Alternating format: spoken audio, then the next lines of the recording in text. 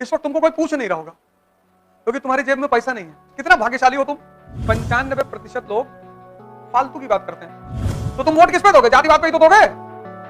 तुमको बजट कुछ पता ही नहीं कि सरकार तुम्हारा पैसा कहां खर्चा कर रही है। आजकल के बच्चे को तुम देखो, माँ बाप इतने कॉशियस हो गए हैं कि जो साइकिल खरीदते हैं उसमें दोनों तरफ पहिया लगी होती है, गिरे ना। तो सबको अपना बच्चा प्रधानमंत्री चाहिए। मन से अपने कहो कि पहले चैप्टर को समझा दो, तो तुमको अंडा फ्राई और कबाब और अच्छा चिकन भी खाओगे? चिकन और बताओ, पनीर भुजी हुई। अच्छा, इसे डील क्यों नहीं करते तुम? तो जिस आदमी के पास सोच होगी वो आदमी महान होगा। शिक्षा नहीं भी है तो कोई बात नहीं। इन तीनों से अपने आप को बचाना ही योग्यता है। जब भी तुम्हें दर्द होगा तो तुम दवा तो ढूंढोगे ही। दर्द यानी दवा की तलाश। मीटिंग चल रही थी बोर्ड ऑफ डायरेक्टर्स की ईस्ट इंडिया कंपनी की, उसमें एक आदमी खड़ा हुआ था मीटिंग में। संकट अवसर है किसके लिए? योग्य व्यक्तियों के लिए। तुम में से बहुत लोग इतने भाग्यशाली हो और तुम्हें पता ही नहीं कि तुम भाग्यशाली हो। इस वक्त तुमको कोई पूछ नहीं रहा होगा क्योंकि तुम्हारी जेब में पैसा नहीं है। कितना भाग्यशाली हो तुम। जिस वक्त तुम्हें पढ़ना है उस वक्त तुम्हें कोई पूछ ही नहीं रहा है, लेकिन तुम दुखी हो। इससे रिक्शा वाला दुखी है कि भैया हमारे पास पैसा नहीं। अरे जाहिल, जिसके पास है उसको डायबिटीज है, और डायबिटीज मनुष्य को खत्म कर देती है, इंपॉर्टेंट बना देती है, नपुंसक।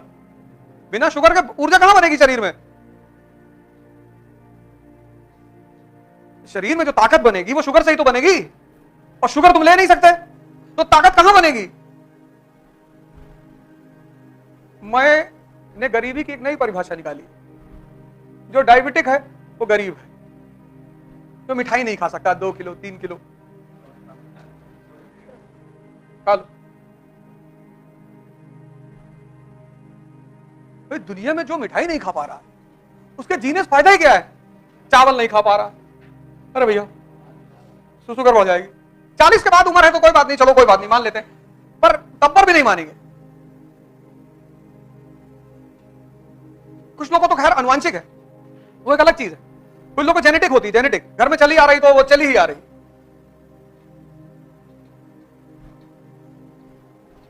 तुम कितने भाग्यशाली हो। तुम लोगों से रिश्ता बनाना चाह रहे हो कि कोई तुमसे बोले अच्छा है नहीं बोल रहा है। 95% लोग फालतू की बात करते हैं।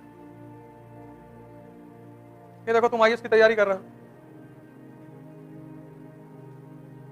तुम अगर वोट देने जाओगे और तुम्हें इकोनॉमी पता नहीं तो तुम वोट किस पे दोगे? जातिवाद पे ही तो दोगे। तुमको बजट कुछ पता ही नहीं कि सरकार तुम्हारा पैसा कहां खर्चा कर रही है। तो जो चीज तुम्हें पता ही नहीं तुम उस पर वोट कैसे दे सकते हो? तुमको पता जातिवाद है तो तुम पढ़े लिखे लोग हो इस देश के, और तुमको बजट तैयार नहीं अभी आया है, और तुम्हारा इकोनॉमी का टीचर तुमको आगे पढ़ा भी रहा है। सोच को विकसित करो, समझे ना? डरो मत, मेरा टाइम भागा जा रहा है। 1 साल के बजाय 2 साल ले लो, कोई दिक्कत नहीं, लेकिन उसको विकसित करना बहुत जरूरी है। आजकल के बच्चे को तुम देखो, माँ बाप इतने कॉशियस हो गए हैं कि जो साइकिल खरीदते हैं उसमें दोनों तरफ पहिया लगी होती है कि गिरे ना।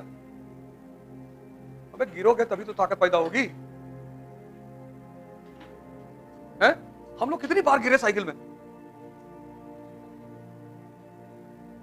गिरे और मार भी खाए, मतलब डबल साइडेड इफेक्ट होता था।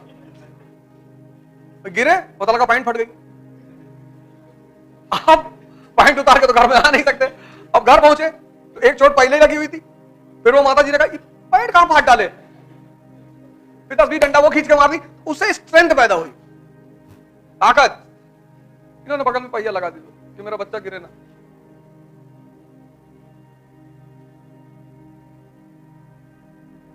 तो सबको अपना बच्चा प्रधानमंत्री चाहिए।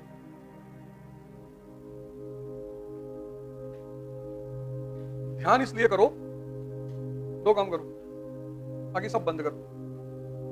तो 2 करोगे, तीसरी खुद ब खुद होगी। ध्यान और योग 2 कंपलसरी कर लो अपने जीवन में। मुझे करना है, जिद बना लो अपनी, जिद। तो दोनों से क्या होगा? एक से मन मजबूत होगा, एक से शरीर। तो जब मन मजबूत होगा, पढ़ाई खुद ब खुद होगी। डिसीजंस लेने लगोगे ना। खड़े होके पढ़ो, ये खरीद लो। वो सन्यासी धूप में क्यों खड़ा होता है? मन चल रहा है और उसको मन को ही देखना है। तो जैसे धूप में खड़ा हुआ, अब मन चिल्लाने लगा, यार यहां काहे खड़े हो? ये जो साधना है ये क्या है? कष्ट ही तो है। तो जब तुम मन को कष्ट देते हो तो ये कंट्रोल हो जाता है। उसी कष्ट की एक परंपरा है व्रत, फास्टिंग। तुम प्रयोग करके देखो, खाली पेट तुम्हारा मन कोई खुराफात नहीं सोच सकता, गारंटी। और अगर सोच रहा है तो तुम बहुत महान आदमी हो, हालांकि वो संभव ही नहीं। इसलिए तुम लोग जब पढ़ने के टाइम हो उस वक्त खाना मत खाओ। सुबह उठे वो अखवा चना मत खाओ, बहुत हैवी होता है वो। अब तो गर्मी आ गई, सत्तू मंगा लो यार, चने का सत्तू, जौ का सत्तू, ये सब इतनी हेल्दी चीजें मंगा लो। और सुबह कुछ नहीं करना, एक ग्लास लो, 2 चम्मच लो, 2 चम्मच चने का सत्तू, कितना लेवल, हाई लेवल प्रोटीन है उसमें।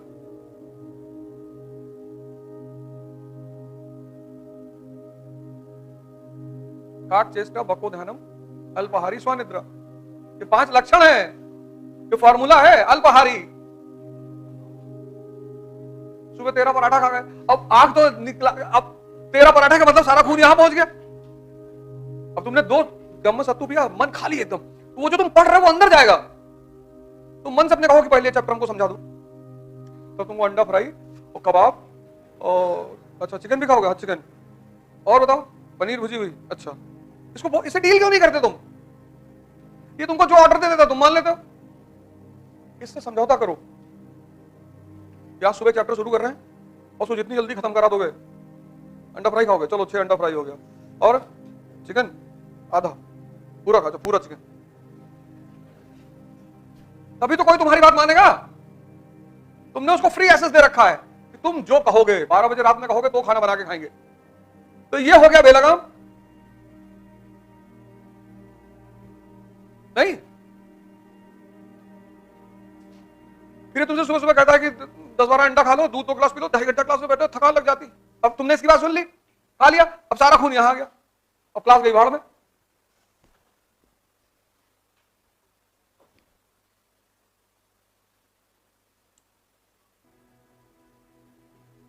ये जो व्यक्तित्व होते हैं, हालांकि बड़ा कंट्रोवर्शियल आदमी है, अंग्रेजों ने इसकी कंट्रोवर्सी करी की।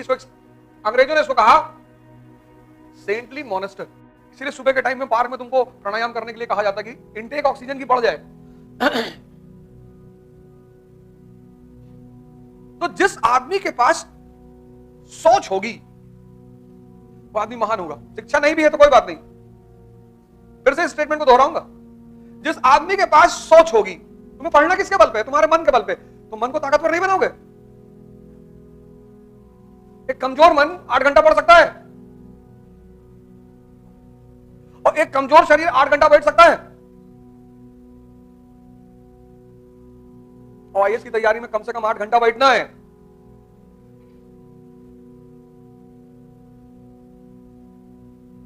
तो अगर तुम 2 घंटा खुद को दो डेली और तुम्हारा मन और शरीर 3 महीने मजबूत हो जाए तो 8 घंटा तुम्हारा हो जाएगा कि नहीं हो जाएगा?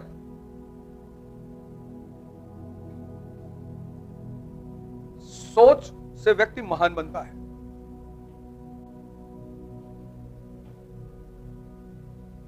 शिक्षा नहीं भी है तो चलेगा, लेकिन शिक्षा है और सोच नहीं है। अब इस आदमी को जब ये गद्दी पर बैठा, परिस्थिति देखो किस परिस्थिति में गद्दी पर बैठा, किस परिस्थिति में? युद्ध की परिस्थिति में। तो जो आदमी युद्ध की परिस्थिति में गद्दी पर बैठ रहा है उसको एक बात का तो अंदाजा एकदम स्पष्ट है कि बॉस लड़ना तो पड़ेगा ही, और एक दुश्मन नहीं है, 3, मराठा, निजाम और अंग्रेज। तो जब लड़ना पड़ेगा तो खुद को ताकतवर बनाना पड़ेगा,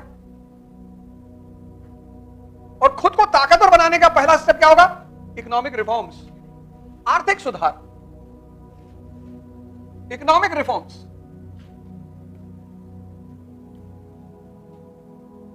भाई तुम्हें सेना बनानी पड़ेगी, सेना बनाने के लिए पैसा चाहिए। आज चीन मिलिट्री पावर है, उससे पहले चीन इकोनॉमिक पावर है। तो चाहे परिवार हो चाहे राष्ट्र, अब सुन लो, इस सूत्र को सीख लो यहीं पे, चाहे परिवार हो चाहे राष्ट्र, अगर दोनों को ताकतवर बनाना है तो सबसे पहले आर्थिक ताकत पैदा करनी पड़ेगी। यही तो बिस्मार्क में पढ़ाया था, चाहे परिवार हो और चाहे राष्ट्र हो, सबसे पहले क्या बनाना पड़ेगा?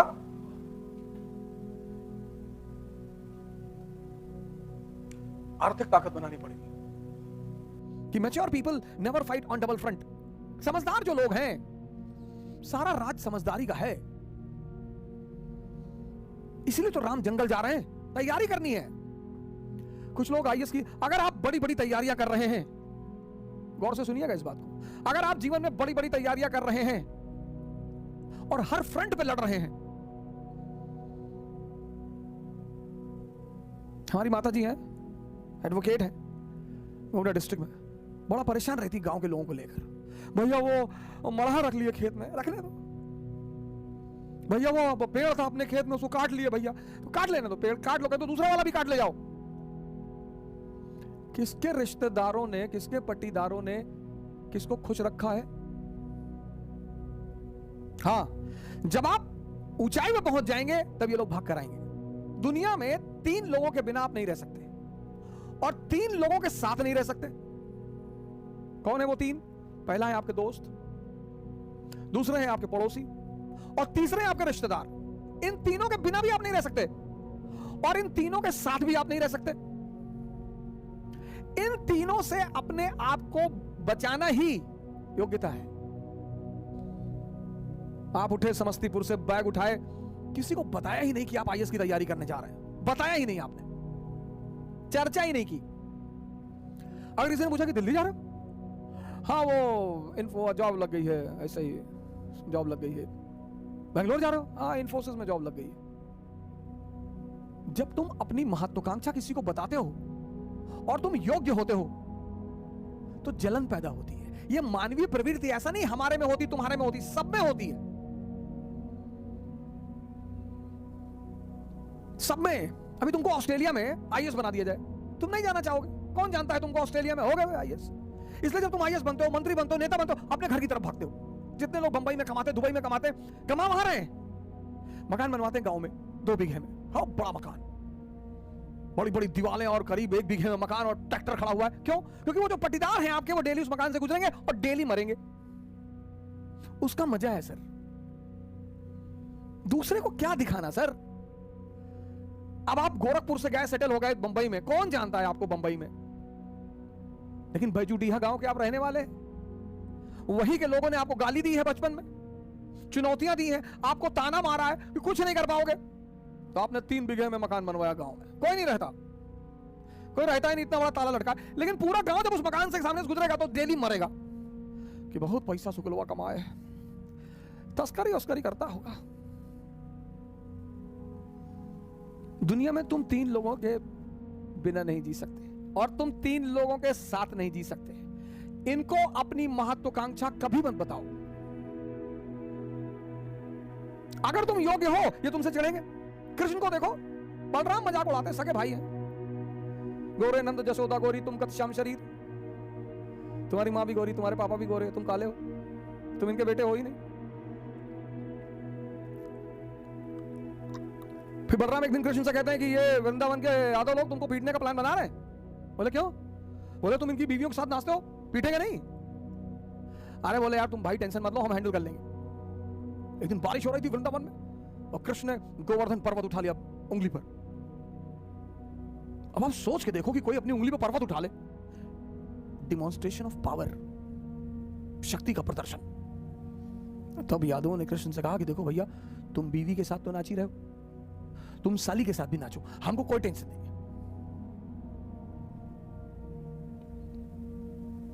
जीवन में तुम्हारी योग्यता तुम्हारी सबसे बड़ी दुश्मन होगी, उसको छिपाना है। 98% लाना योग्यता नहीं है। वो सेल टैक्स कमिश्नर थे लखनऊ में, सुसाइड कर लिया 2-3 दिन पहले की बात है। योग्यता है इस दुनिया को हैंडल करना। एक साहब है हमारे मित्र, कहते हैं तुम नौजवान क्रांति चला के सबको बचा लोगे। हमने कहा हम तो बचा लेंगे। नहीं नहीं, तुम्हारा क्या मकसद है कि तुम कोरोना से कोई मरता नहीं है? कि मरते तो लोग टिटनेस से भी है। मरने का क्या है? शुगर ज्यादा बढ़ जाए आदमी मर जाए, दूध ज्यादा पी ले डायरिया हो जाए मर जाए। मौत को तो बहाना मांगना है ना, उसे तो बहाना चाहिए। जो बड़ी क्रॉनिक बीमारियां हैं, कैंसर, बड़े सारे लोगों को मैं जानता हूं 10-10 साल से जिंदा है, कुछ नहीं हो रहा है।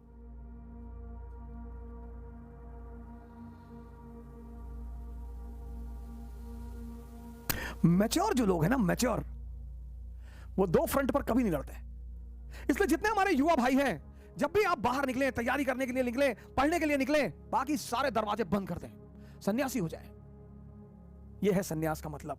सन्यास का मतलब यह नहीं गेरुआ पहन लिया हरिद्वार भाग गए, वो भगोड़े हैं, वो भगोड़े हैं। सन्यासी बन जाइए, दिल्ली आइए, इलाहाबाद आइए, बैंगलोर आइए, हैदराबाद आइए, सन्यासी बन जाइए। कोई आपसे कह रहा कि दिमाग खराब है तुम्हारा, आईएएस कभी नहीं बनेगा तू? जी भैया, हम तो भैया ऐसे ही चले आए भैया, हम तो एनसीईआरटी पढ़ने चले आए भैया, हम थोड़ी आईएएस बनेंगे भैया। और जिस दिन आईएएस बन जाओ उसी आदमी को पहले बुलाओ कि क्या हाल है तुम्हारा, क्या कर रहे थे तुम? अरे भैया हम तो ऐसे ही कह रहे थे भैया, हमारी तो अम्मा कहती है हमारी शक्ल कुत्ते जैसी। बिल्कुल सही कहती तुम्हारी अम्मा। इस दुनिया में मजा क्या है सर? विरोध का होना, विरोध विरोध। जितना तुम्हारा विरोध होगा उतने तुम्हारे उभरने की संभावना बढ़ जाएगी। विरोध मुर्दे का नहीं होता सर, चाहे जितना बड़ा अपराधी हो, जब मरता है ना तो दुखी होते हैं। तुम्हें पता करना है कि तुम जिंदा हो कि नहीं। अगर तुम जिंदा हो तो लोग तुम पर हंसेंगे, अगर तुम जिंदा हो तो लोग तुम्हारा विरोध करेंगे। ये सब जिंदा होने की निशानियां हैं सर।